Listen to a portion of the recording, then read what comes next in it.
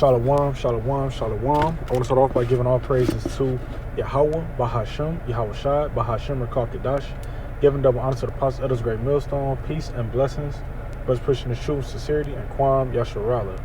It's the brother Napash Dash coming to you another lesson. All right, and as you can see on the screen, I'm talking about reincarnation. All right, and it's kind of like a segue off of some things I was thinking about. You know, really thinking about where we came from, right? Because you ask a nigga where you from, he gonna say 30th. He gonna say I'm from Arkansas. You know, those type of things. But you go a little bit deeper, and as deep as the rabbit hole gets is Israel, right? And then I went from that thought, and it took me to, you know, how we got here today. Then I started thinking about what's to come, you know, which in the reincarnation, right? Which all of us not going to see death, according to Mark 1 and 9. But through reincarnation, we finally getting, whether it was last life to this life, you know, it was just a couple thoughts I was just having. And I just thought I'll just touch on the basics then, since my mind is already, you know, going this way about it.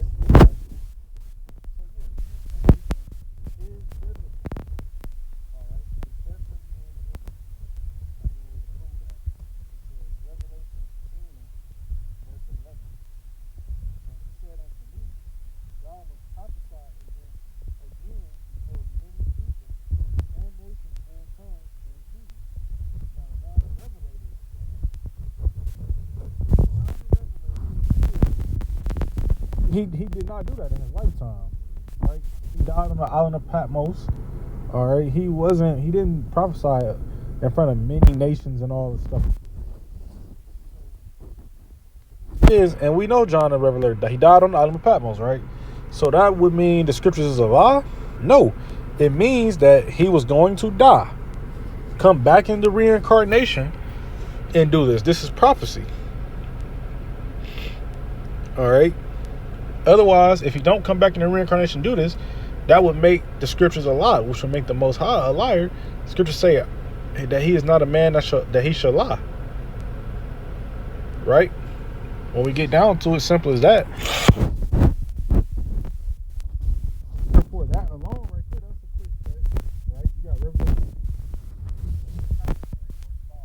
He that overcometh, the same shall be clothed in white raiment, and I will not blot out his name out of the book of life, but I will confess his name before my Father and before his angels. He that hath an ear, let him hear what the Spirit saith unto the churches. And the angel of the church of Philadelphia write, even he saith that he that is holy, he that is not, he that is true, he that hath the key of David, he that openeth, and no man shutteth, and no man openeth.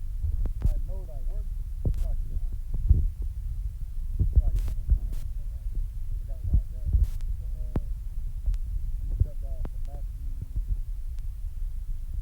Matthew 16, verse 8. It says, and I say unto thee that thou art Peter, and unto this rock I will build my church. All right. So again, Peter is who in the reincarnation? King David. That same promise was given to King David. Right? It says, I will build my church, and the gates of hell shall not prevail against it. And I will give unto thee the keys of the kingdom of heaven, and whatsoever thou shalt bind on earth shall be bound in heaven. Whatsoever thou shalt loose on earth shall be loosed in heaven. All right? So we know Peter is King David. Do you think Peter, you know, obviously, how could he gain the whole world, so to speak, right? If he died. I mean, he had, this promise goes not only in that life, but it goes on to his next life. Just like that certain promises was given to Isaac, King Solomon, Yahweh Shai. It's the same person. The promises are all coming into full effect. The Lord said he's going to give Solomon a kingdom that never ends. That kingdom that Solomon was in ended. So therefore, we know that King Solomon being Yahweh Shai, who's going to get the kingdom of heaven and rule it, that promise is still in full effect. But you need to know that reincarnation is real to even understand these things. Otherwise, you'll just read right over them and you won't even acknowledge them. Daniel 12 and 13. But go thou thy way to the end be, for thou shalt rest and stand in thy lot at the end of days. Hey, Daniel, it say right here, but go thou thy way to the end be. So the end, meaning the end, like the literal end of this place, right? Obviously, Daniel died hundreds of years ago, if not thousands, right? 1,000 or two, if not. So, again, how is Daniel going to wait to the end? You think Daniel is in a tomb somewhere and in the last days he just going to raise up out that tomb? And no, he died. Right here it say, for thou shalt rest. Rest meaning death. He went back to the spiritual world. When you go back to the spiritual world, that's where your soul rests. It says, and stand in thy lot at the end of the days. Look, Daniel's lot is to be a prophet. So if he going to stand in his lot at the end of the days, he got to be a prophet in the end of the days. For him to be in the end of the days, he had to die, be reincarnated, so he could prophesy again. Daniel is not 2,000 years old. Daniel is not 4,000 years old, somewhere sitting in the woods waiting to prophesy. No, he died, he came back multiple times at that. 1 Corinthians 14 and 32. And the spirit of the prophets are subject to the prophets. Hey, Daniel was going to come back in his lot to be a prophet. Nothing else about it. He just was going to be a prophet. Do Daniel have a side job? Maybe so, maybe not. But his job, his spirit, he is a prophet. That's why he coming back in his lot to be a prophet. Daniel is not in the fish shop right now fucking cutting up fish and he's the greatest fisherman of all time. No, he's one of the greatest prophets, right? Because that's what his spirit is.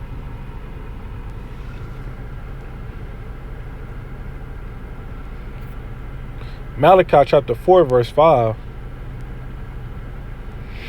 Behold, I will send you Elijah the prophet before the coming of the great and dreadful day of the Lord. Now Elijah had already been dead 400 to 500 years when this had been written, right? Been dead for centuries. Again, and it's recorded that he's dead. It's not one of them things where there's not a recorded death. No, there's a recorded death of Elijah. He lived from a specific time period, right? It says, oh, so therefore right there, the day of the Lord is in the last days, right? The day of the Lord is the last day before the switch of the eon, switch of the time periods. How could Elijah be here? You got to think about, how could Elijah be here now? Reincarnation.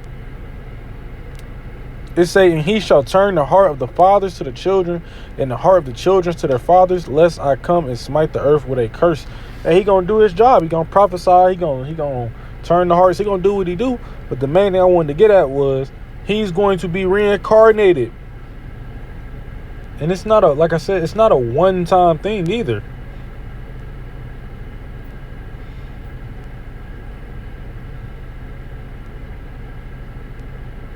And I'm going to end it right there just for time's sake. I hope that was edifying. Just a quick hitter. I want to give all praises to Yahweh, Bahashem, Yahushua, Bahashem, Kakadash, giving them honor to the Apostle Elders, Great Millstone, peace and blessings to brothers pushing their truth and sincerity, and Kwam Yasharala.